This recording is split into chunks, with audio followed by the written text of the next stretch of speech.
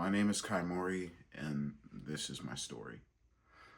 Music has always been a part of my life, and I understand that's cliche, but music has not only been just a part of my life. It has been something that has been there for me through some of the toughest times and confusing times of my life.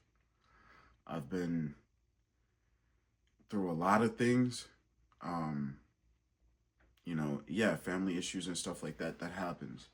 But music has always been a part of my life. My parents used to put on jazz music every time, smooth jazz, which inspired me to pick up a saxophone, which I currently don't play, but I definitely I'm picking it back up. When I was in third grade, I was performing, and these weren't regular performances. Like, these were actual showcases, like, to a point where my dad, he would be on stage singing. My music teacher, he would be up there singing, to the point to where, shoot, we had the janitor in there singing. And mind you, this is third grade. And we had people, like, we were throwing a show. I was on the Congo drums, and I was performing. I'm like, yo, this is the best feeling in the world. It took me away from all the drama, all the BS that was going on, and I didn't understand what was going on, but it hit emotionally. And music not only was there for me when things were tough, it was there for me when I wasn't able to feel or project how I felt. When I was in middle school, I did a talent show and I sang What's Going On by Marvin Gaye. And I was thinking, like, okay, cool. I'm learning this song. I'm just every day watching this video, practicing it and everything. And I get the chance and opportunity.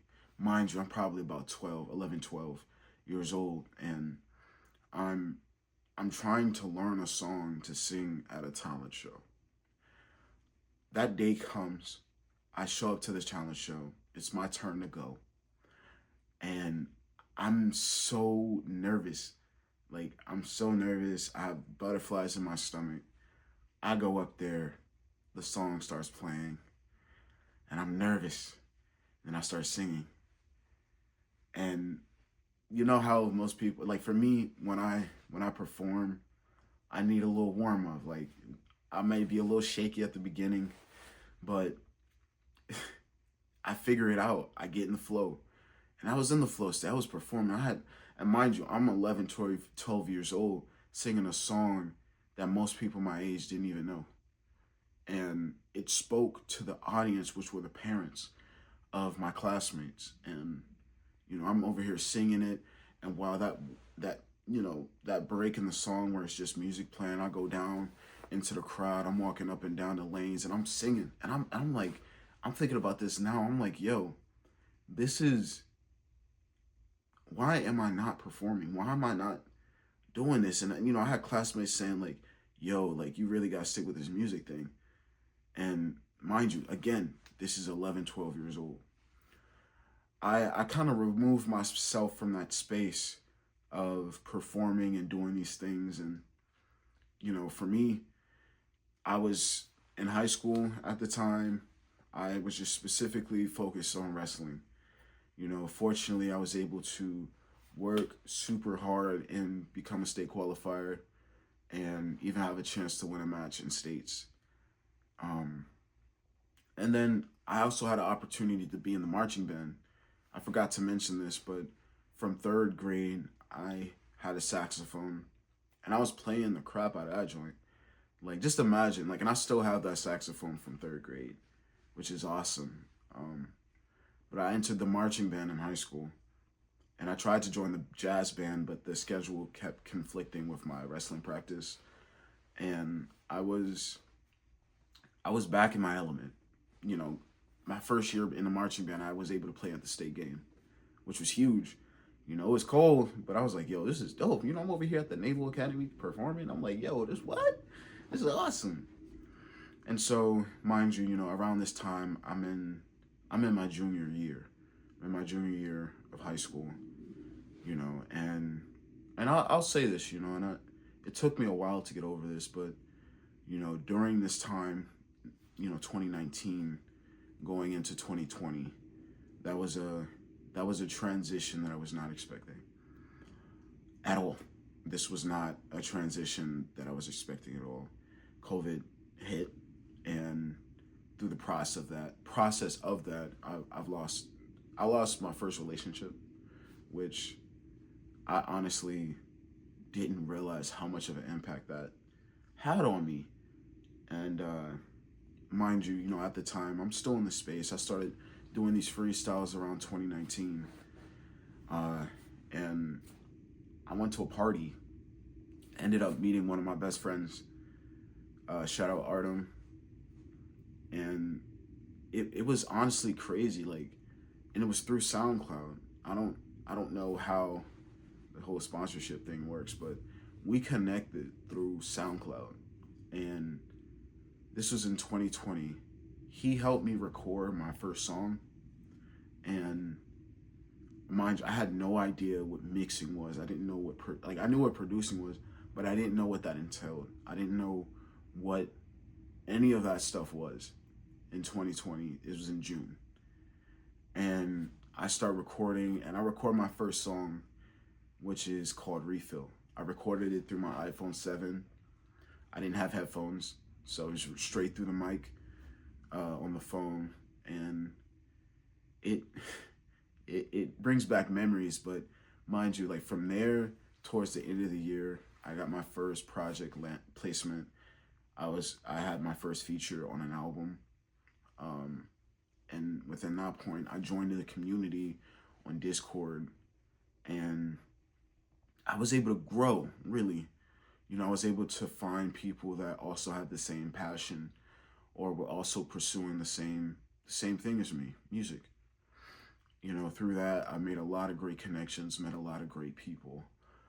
And then I hit a point where I was like, I appreciate the space that I'm in, but I realized that I'm growing, and I feel like we all reach a point to where we grow enough to where we're starting to sprout to the next level. And at the time, I'm learning how to record.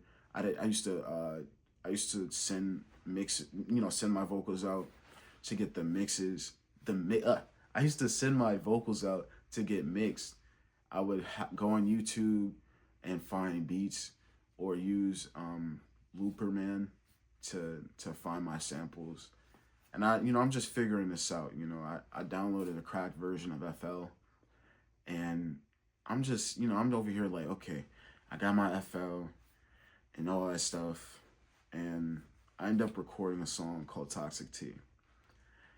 And mind you, I'm still, in my senior year, but it was in COVID, so it was remote work. So I had a lot of time to spend on just focusing on music. And since I still was a little, fresh with being in the marching band, I still had my saxophone, and I recorded my first saxophone solo.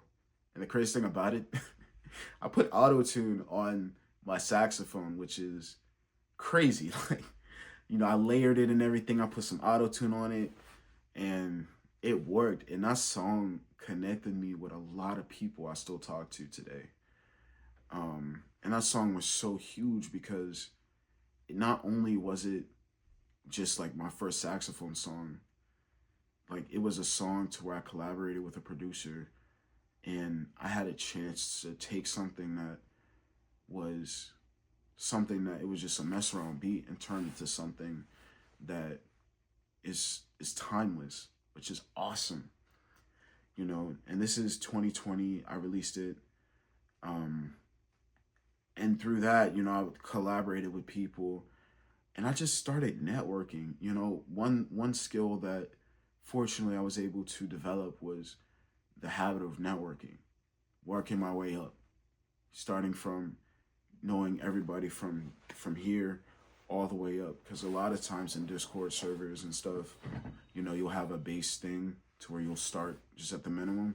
There's people that's outside, and then you start getting closer. Think of it as like a village, or something like an anime or whatever. And so I would be able to move up the ranks and meet awesome people that created dope music. But then I came to a point to where, like I said, in growth, I was like, you know what? I love doing all this stuff, but I have to learn this stuff for me. I didn't have the fanciest equipment. All I had was a laptop that was probably half my age. And, I had to order a Blue Yeti mic. I didn't have all the interface. I didn't know what any of that stuff was. And it was crazy because I went from not knowing anything to be able to spend a lot of time working on the craft, working on the music. And it just amazes me how far this journey has gone. This has been here since the beginning, and I leaned in to what I had a passion for. And if anybody, like, if whoever is watching this, if this ever gets big and blows up or anything, I just want to say, you do not need everything to create something.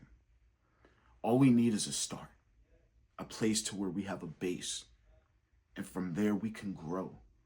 If you're a creative, and this is for any creatives and anyone that says that they're not creative, you have to start somewhere to get to a certain place, just to get somewhere. And for me, that, like I said, was a laptop that was half my age. It was a work computer, and it grew into that. And it's crazy. Like, I'm so happy that everything happened the way that it did. From relationships that were great into where they fell out, to all of these different things. I'm thankful for every part and every moment of all of these things, because it helped shape me into the artist that I am today. And when I come on this camera and talk about all the things that, the mindset stuff, doing the goofy content, doing all these things, this is not just something that I do. Like, this is not just, oh yeah, I make music here and there. I am Kymori. I do not make anything half-assed. I go in and I put the work in and I go crazy, because this is a passion. This is something that I want. This is something that I feel like I need to be doing. And I'm so passionate about it because it's so emotionally, like, I'm so emotionally connected to it. Being able to sing at my grandmother's funeral, being able to tap into a space to where I never thought I'd be able to make it out of. All of these different things happen for a reason. And I'm sharing my story now. I don't know when all this stuff will go crazy or whatever, but at this point, I just need a platform to talk and just allow people to know who I am and why the music I make hits so hard for me. And if you hear this story, it's a huge thing.